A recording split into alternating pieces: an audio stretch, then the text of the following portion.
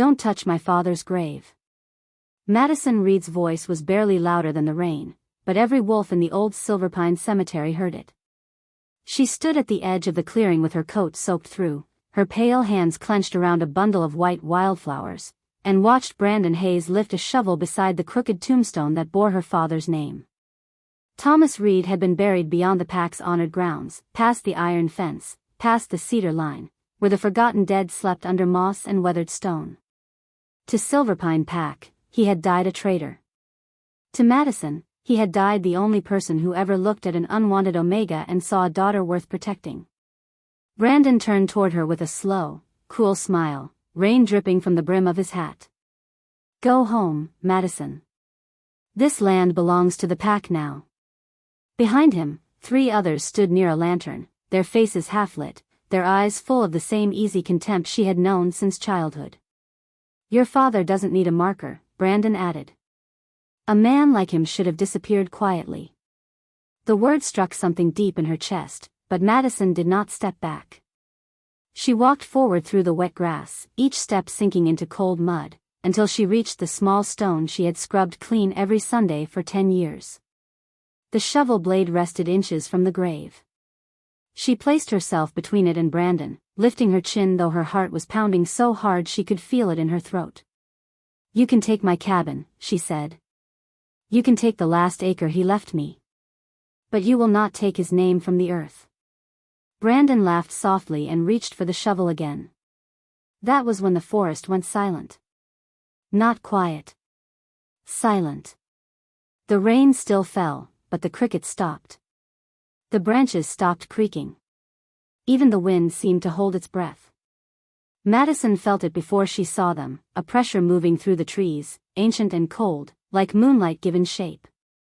Brandon's hand froze on the shovel. One by one, white wolves stepped from the mist. Not gray. Not cream. White as fresh snow under a full moon. They moved without sound, 20 of them, their coats shining faintly in the rain, their eyes fixed not on Brandon, not on Madison, but on Thomas Reed's grave. The men by the lantern stumbled back. Someone whispered a prayer. Madison could not move.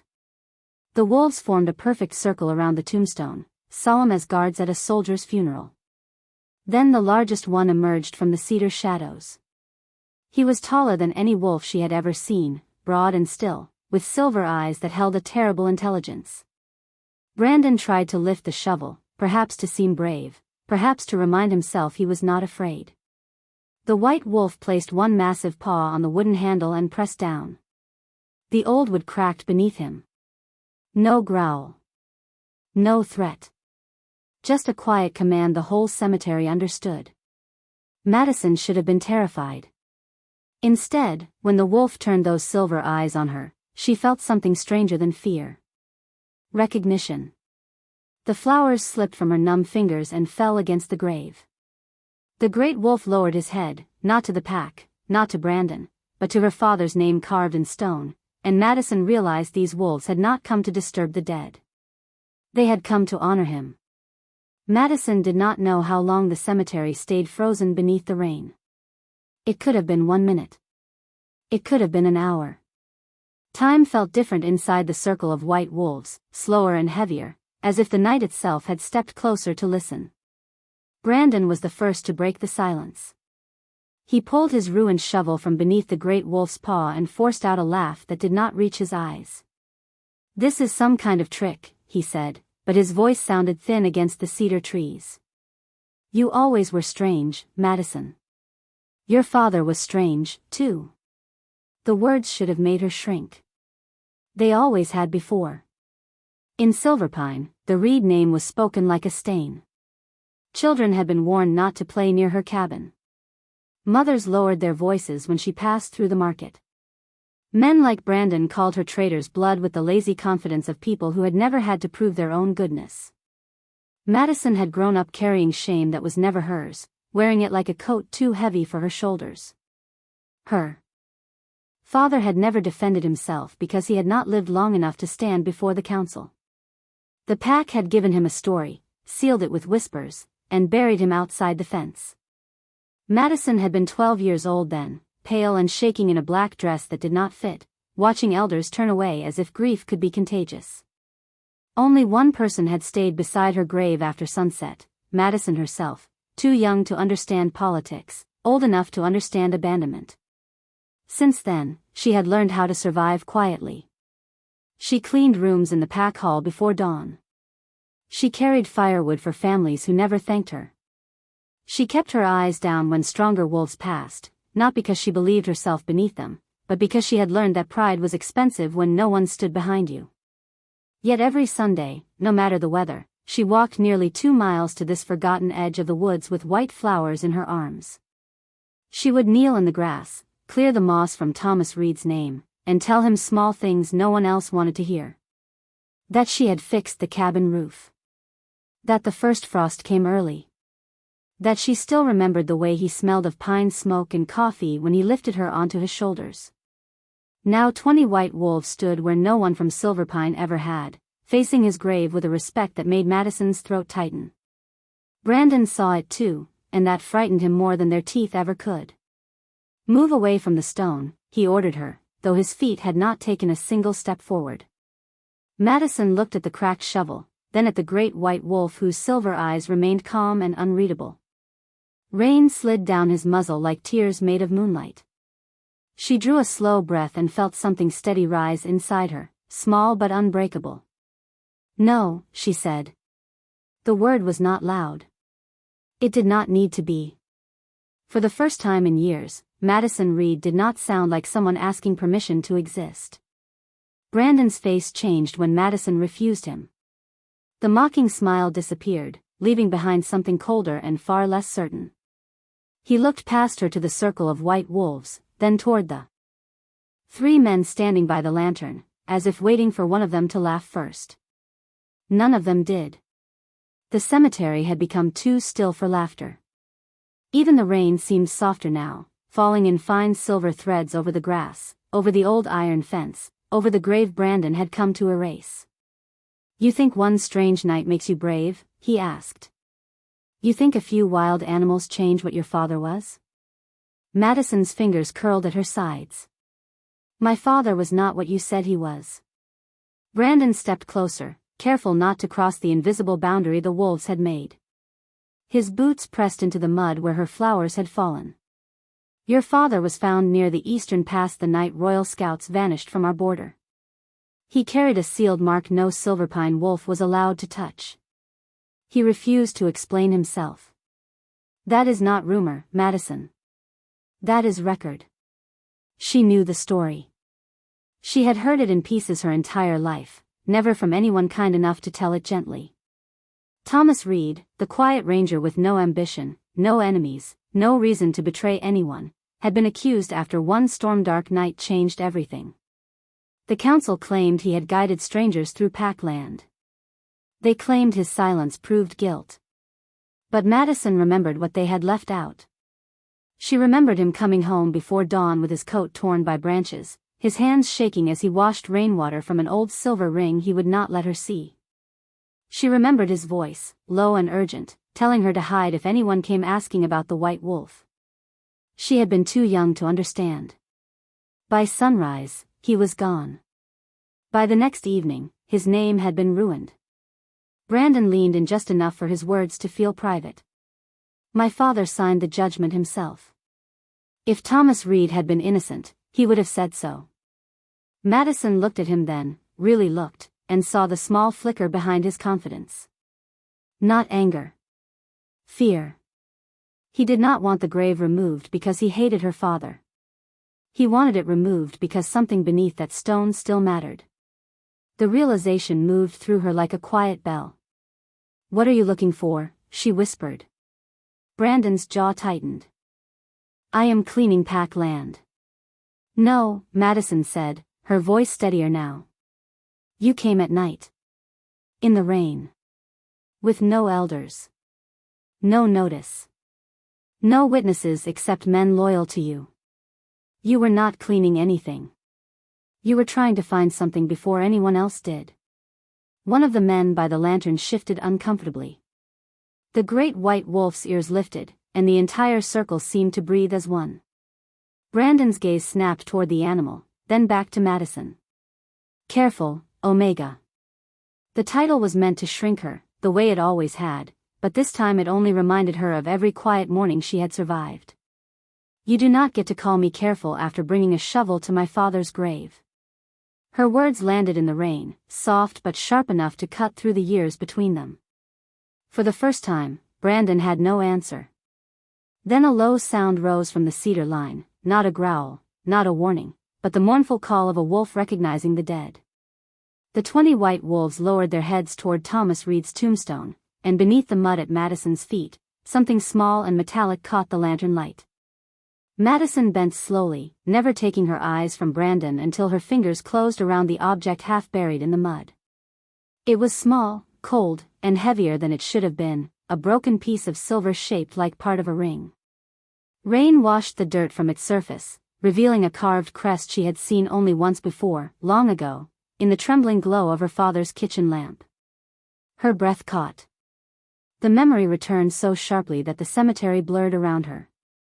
She was 12 again, standing barefoot on the wooden floor while Thomas Reed sat at the table with bloodless lips and stormwater dripping from his sleeves. In his palm had rested a silver ring split across the middle, marked with a crowned wolf beneath a crescent moon. He had closed his fist when he noticed her watching.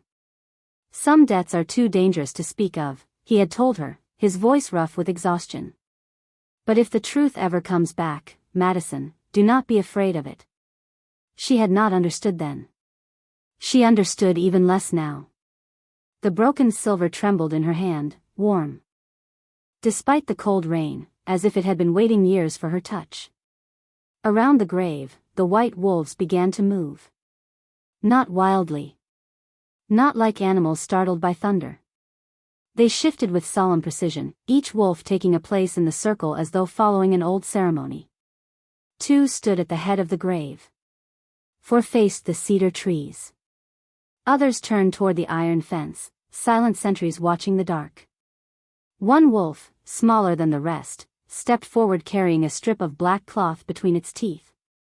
It laid the cloth gently against the base of Thomas Reed's tombstone, then backed away with its head lowered. Madison stared at it through the rain.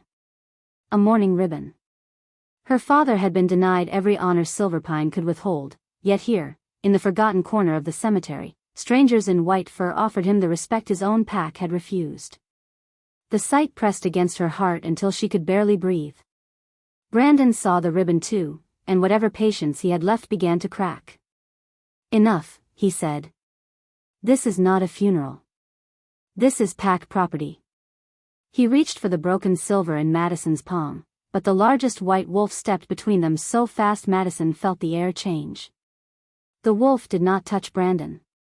He only stood there, massive and still, silver eyes fixed on him with a calm that was more powerful than any snarl. Brandon stopped at once. Madison looked past the great wolf and noticed something near the tree line, a faint movement by the old hunter's path. A soft whimper rose from the wet grass. Her body reacted before her mind did. She moved around the tombstone and found a young white wolf caught near a rusted trap hidden beneath fallen leaves. The trap had not closed fully, but the pup was frightened, its small body trembling as it tried not to cry out. Madison dropped to her knees. Easy, she whispered, her voice breaking into the same gentleness her father had once used with wounded birds. I am not going to hurt you. The circle of wolves watched her. Brandon watched her. The great white wolf watched most closely of all. Madison slid her hands into the mud, ignoring the cold bite of metal against her skin, and worked. The trap opened with careful pressure. It took all her strength. Her palms stung, her coat dragged in the grass, but she did not stop until the pup pulled free and stumbled against her chest. She held it there, shielding it from the rain, and felt its heartbeat flutter against her ribs. The great white wolf lowered his head toward her, and in his silver eyes Madison saw something that looked almost human. Not surprise. Not pity. A grief so deep it had learned to be silent. Then the broken ring in her hand began to glow. The glow began as a thin line of silver beneath Madison's fingers, no brighter than a firefly trapped under glass. Then it spread through the broken ring, tracing the crowned wolf and crescent moon until the carved mark shone against the rain. Madison forgot Brandon. She forgot the cold. She forgot the muddy ache in her knees and the young wolf trembling against her coat. All she could see was the light answering her touch as if it recognized her blood. The same light seeped downward, slipping from the ring to the earth around Thomas Reed's grave. Grass bent without wind. Mud loosened in a perfect circle at the base of the tombstone. The stone itself began to hum, low and deep, like a voice speaking from under years of silence. Madison pressed one hand to the pup's back and the other to the glowing crest, afraid to move, afraid to breathe. "What did you do?" Brandon demanded, but the fear in his voice had sharpened into panic. "Stop it." Madison looked at him, rain dripping from her lashes. "I am not doing anything." And that was the truth. Something older than her grief had awakened. A seam opened beneath the tombstone, narrow and clean, revealing a small metal box wrapped in oilcloth. The great white wolf stepped aside, giving Madison room. Not ordering her. Not forcing her. Waiting. That quiet permission steadied her more than any command could have. She set the pup gently on the grass beside its own kind, then reached into the hollow and lifted the box free. It was sealed with wax that bore the same crowned wolf as the ring. The moment Madison touched it, the wax softened, and the lid opened beneath her hand. Inside lay three things: a folded letter, the other half of the broken ring, and a faded ribbon from her father's old ranger coat. Madison knew that ribbon. She had tied it for him the morning before he disappeared, clumsy and proud, while he laughed and told her she had made him look like a decorated general. Her throat tightened so hard she nearly could not swallow. With shaking hands, she unfolded the letter. The ink was faded, but her father's handwriting remained steady, careful, unmistakable. "My Madison, if this reaches you, then the truth has finally found its way home." She pressed a hand over her mouth. The cemetery blurred again, but this time not from rain. She read on, each word opening a door she had spent 10 years standing outside. Thomas had not betrayed Silverpine. He had found a wounded white wolf near the eastern pass during a storm, surrounded by men who wore false Silverpine markings. Thomas had carried the wolf to safety, hidden him in the old ranger station, and discovered before dawn that the animal was no common wolf. He was Nathaniel Cross, heir to the northern throne, hunted before he could become king. To protect the boy who would one day rule every pack from Maine to Montana, Thomas had taken the blame for guiding strangers through the border. He had kept silent because naming the truth would have drawn danger back to Madison. The final line broke something open inside her. "I chose disgrace so you could live untouched by a royal war. Never mistake silence for shame, my brave girl." Madison lowered the letter to her chest. For 10 years, she had carried a lie heavier than stone. Now the stone itself had given her father back. Brandon moved before anyone else could speak. Not toward Madison, not toward the letter in her hands, but toward the open grave hollow where the metal box had rested, his face stripped of every mask he had worn. "That belongs to Silverpine," he said, reaching down with trembling fingers. Madison stepped back, clutching the letter to her chest, and the largest white wolf shifted his weight beside her. That single movement stopped Brandon cold. The other men by the lantern looked as if they wished the rain could swallow them whole. Madison saw it now. With a terrible clarity. Brandon had known there was something hidden here. Maybe not the letter, maybe not the ring, but enough to come in the dark with a shovel and men who asked no questions. Enough to fear a dead ranger more than any living Omega. "Your father signed the judgment," Madison said softly. Brandon's eyes flicked to hers. He knew. The cemetery seemed to lean closer. Even the white wolves remained still, as if the truth had finally reached the edge of its cage. Brandon wiped rain from his face and tried to laugh, but it came out uneven. "My father protected this pack. He made difficult choices while weak men hid behind pretty stories. He let my father be buried as a traitor. Your father agreed to silence." "To protect a king," Madison answered. To protect me. Brandon's mouth tightened at the word king. There it was, the smallest break in him, the proof she needed. He knew the shape of the secret. He knew whose crest was glowing in her palm. The broken ring grew warmer, and the second half inside the box lifted as if pulled by invisible thread. It rose slowly through the rain and joined the piece in Madison's hand. The silver edges met without a sound. Light ran around the seam, sealing what had been broken, and the crowned wolf shone bright enough to cast silver over the grass. One of Brandon's companions whispered, "That is royal." Brandon turned on him with a sharp look. Quiet. But the word was too late. The truth had already breathed. Madison looked down at the restored ring. It was not jewelry. It was a signet, old and powerful, the kind used to seal orders, pardons, and debts that outlived the men who made them. Her father had carried proof of the heir's survival. He had hidden it under his own grave because no one would search for royal honor beneath a shamed name. A sound came from the great white wolf, low and aching, not anger but memory. Madison felt it pass through her like the vibration of church bells. She looked at him, and for one impossible second, the silver eyes were not animal eyes at all. They were the eyes of someone who had read the same letter in his own heart 1,000 times and still had not forgiven himself. Brandon saw her looking. Desperation flashed across his face. "You are still an Omega," he said, louder now, trying to pull the night back under his control. "No letter changes that. No glowing trinket changes that. Your rank does not give you the right to accuse a Beta family." Madison folded the letter with careful hands. Her fear had not vanished. It was still there beneath her ribs, cold and alive. But it no longer ruled her.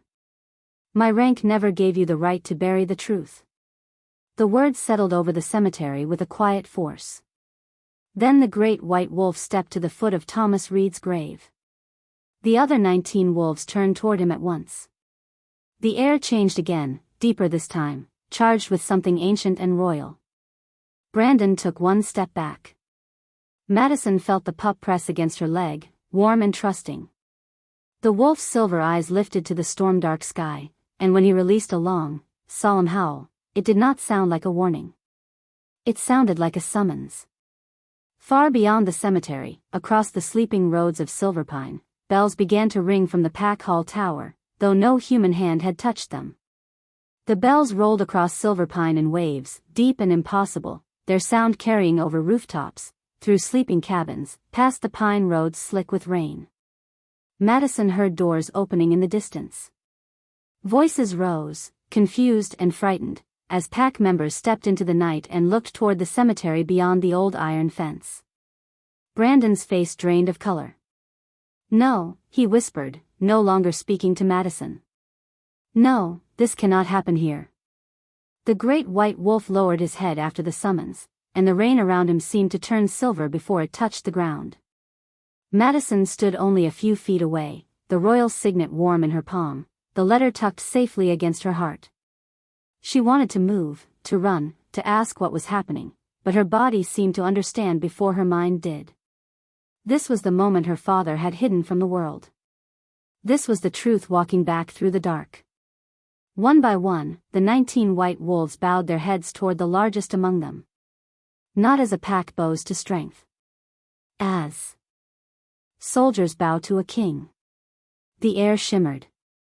The great wolf's outline blurred, not violently, not with fear, but with the quiet majesty of moonlight changing shape on water. Fur became shadow. Paws became hands. The silver eyes remained, steady and sorrowful, as a man stood at the foot of Thomas Reed's grave. He was tall, dressed in dark travel clothes beneath a rain-black cloak, his pale face sharpened by years of command and sleepless regret. Wet silver-threaded hair fell across his brow, and on his right hand was the faint mark of where a signet had once rested.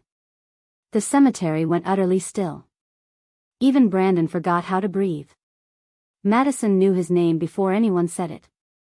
Every child in the Northern Territories knew the stories. Nathaniel Cross, Alpha King of the White Crown Line, ruler of the packs from the Atlantic coast to the high western ranges, the wolf who had united broken territories without ever raising his voice twice. But no story had prepared her for the way he looked at her father's grave. Not with pride. Not with distance. With grief. Nathaniel stepped closer to the tombstone and lowered himself to one knee in the wet grass. The 19 wolves remained bowed around him. Madison felt her chest tighten so sharply she had to hold the signet with both hands. Kings did not kneel in forgotten cemeteries. They did not kneel before the graves of accused traitors. Yet Nathaniel Cross bowed his head before Thomas Reed's name as if the stone marked a throne. "I came too late to save your father," he said, his voice low, clear, and carrying through the rain. "I will not come too late for you." Madison could not answer. The words reached places in her that had been silent for 10 years. Behind the iron fence, lanterns appeared as Silverpine wolves gathered, drawn by the bells and the silver light. Elders, families, guards, all of them stopped when they saw the man kneeling in the mud. Recognition moved through the crowd like wind through dry leaves. Knees bent. Heads lowered. Whispers became one trembling phrase. "The Alpha King." Brandon stepped backward, but Nathaniel did not look at him yet. He rose slowly and turned to Madison, not above her, not past her, but directly to her. "Your father found me at the Eastern Pass when I was 17, he said. I had no crown, no guard, and no certainty I would live to see morning. He gave me shelter when helping me could cost him everything. He knew my enemies were searching Silverpine. He knew speaking my name would bring danger to his child." Madison's fingers tightened around the signet. He let them blame him. Nathaniel's eyes softened with pain. "He chose your life over his honor." The crowd beyond the fence fell silent. For once, no one called her traitor's blood. No one called her nothing. They only watched as the king took the restored signet from her open hand with reverence, then placed it against Thomas Reed's tombstone. The crest flashed once, bright and pure, and the carved letters of her father's name glowed through the rain. Nathaniel turned at last toward Brandon, and though his voice remained calm, every wolf present felt the weight of it. "Now," he said, "Silverpine will hear the truth it buried." Nathaniel's words moved through the gathered pack like a storm that did not need thunder. No one spoke. No one dared. The rain had softened to a silver mist, and in that strange quiet, every face beyond the iron fence seemed exposed.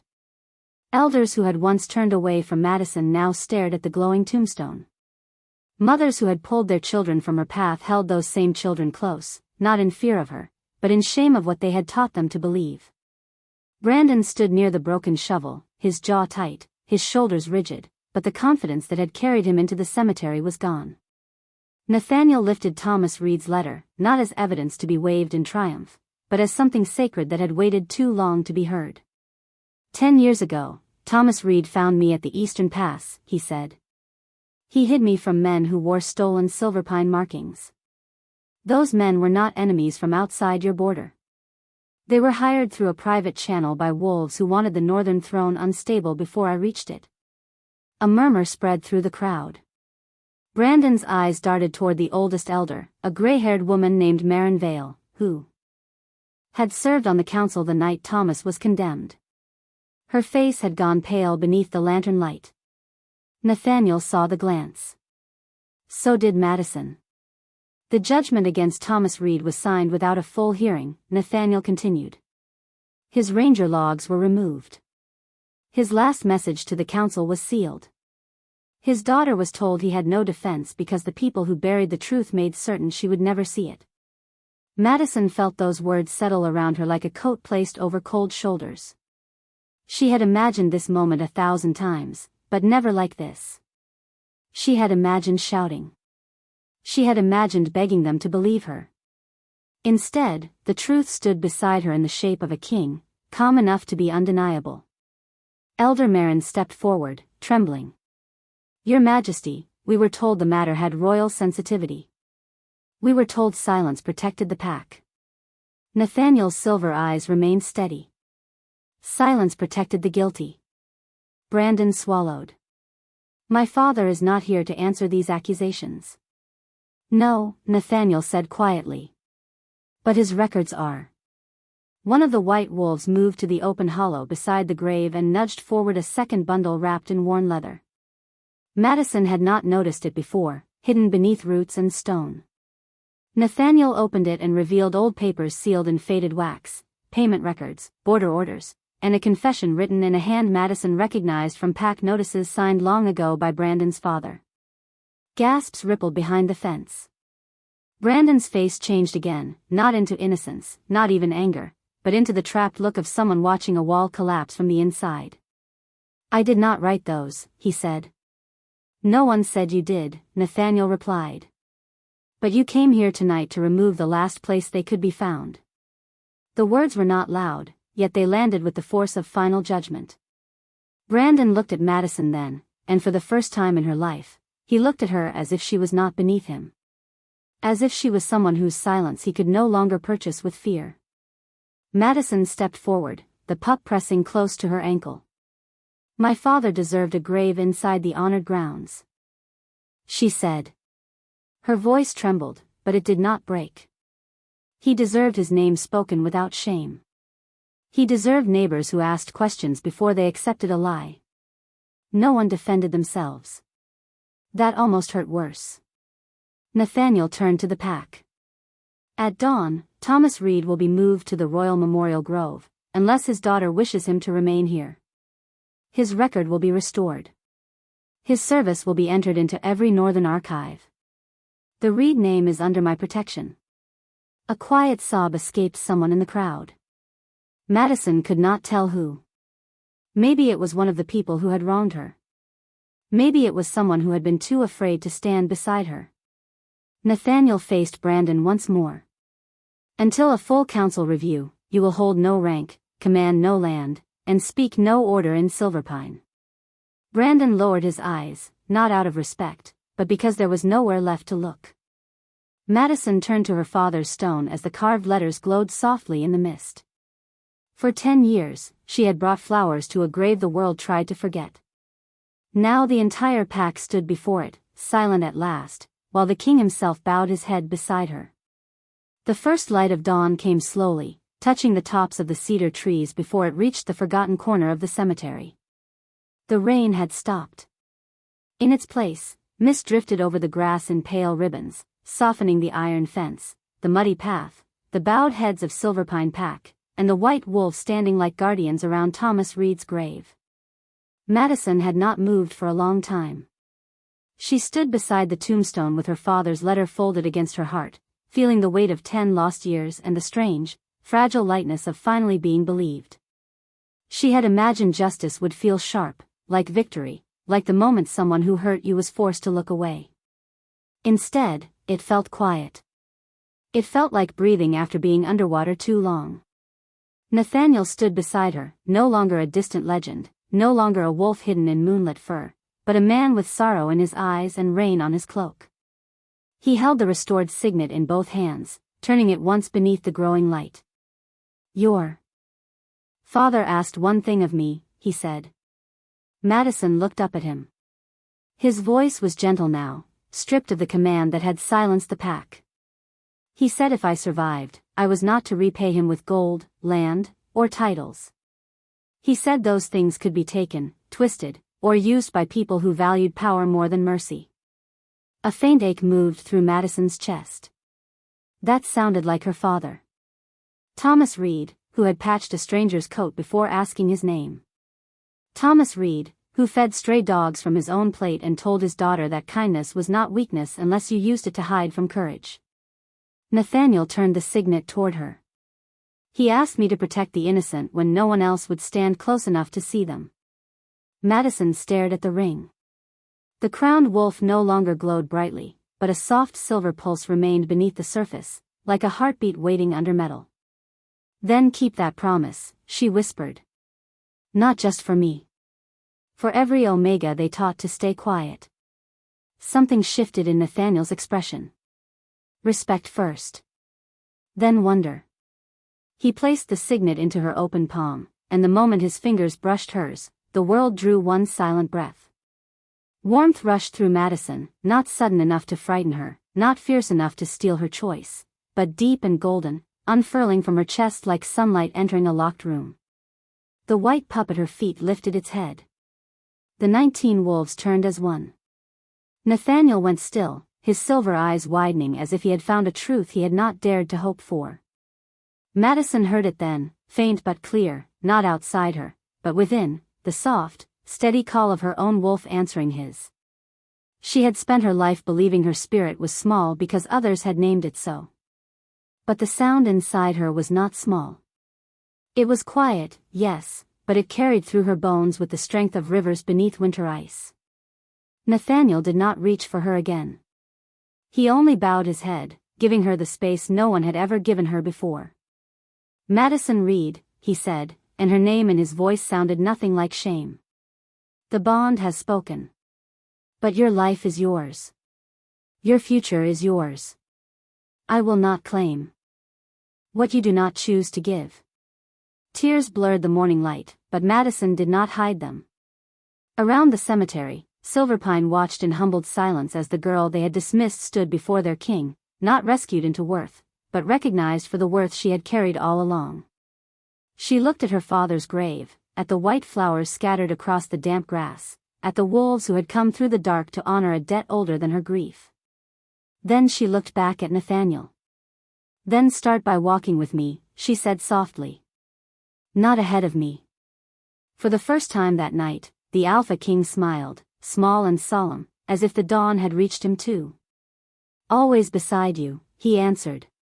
The white wolves lifted their faces to the morning sky and howled, not in warning, not in mourning, but in welcome. The sound rose over Silverpine, over the cemetery, over the grave where a good man's name had finally been returned to the light. And Madison Reed, daughter of the ranger they tried to erase, took one step forward beside the king who had come to repay a debt and found instead the woman destiny had been guarding all along.